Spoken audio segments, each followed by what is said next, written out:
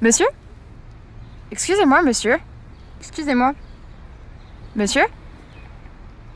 Monsieur? Monsieur, ça va? Monsieur, excusez-moi. Monsieur? Excusez-moi, monsieur. Monsieur? Monsieur,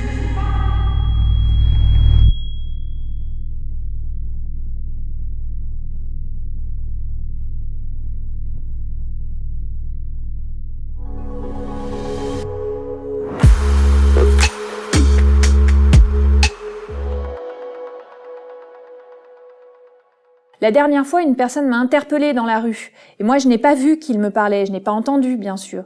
La personne a cru que je me moquais d'elle ou que je ne voulais pas l'écouter. Donc je lui ai signifié que j'étais sourd et que je n'avais pas compris. Donc il s'est excusé, la personne était vraiment gênée.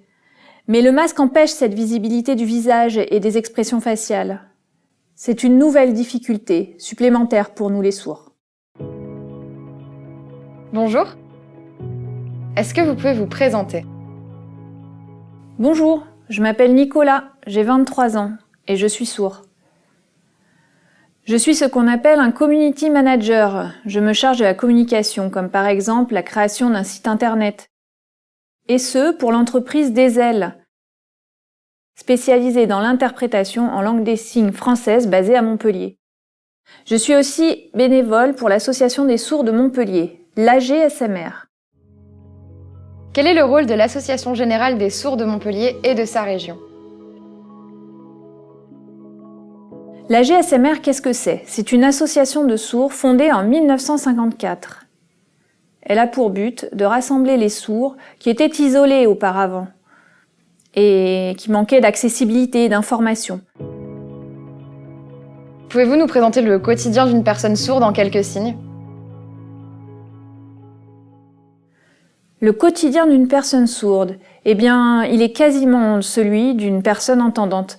Bien sûr, la personne sourde utilise davantage le sens visuel et la langue des signes.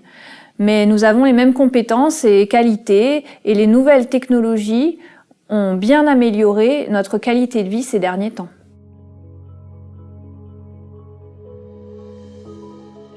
Quel est le message que vous aimeriez faire passer aux adultes dits entendants ? Ce que j'ai envie de dire aux entendants, c'est de leur dire que être sourd n'est pas une fatalité. Au contraire, nous en sommes fiers, nous avons une culture, une identité, une langue et notre communauté. Si vous avez envie d'en savoir plus, il existe plusieurs associations sourdes partout en France. Vous pouvez vous renseigner sur Internet.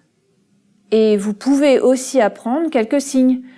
Sur le site Internet, par exemple, Elix, E-L-I-X. Ceci vous permettra de découvrir un signe égale un mot. Et cela peut vous être utile. Que représente Handicom pour vous ?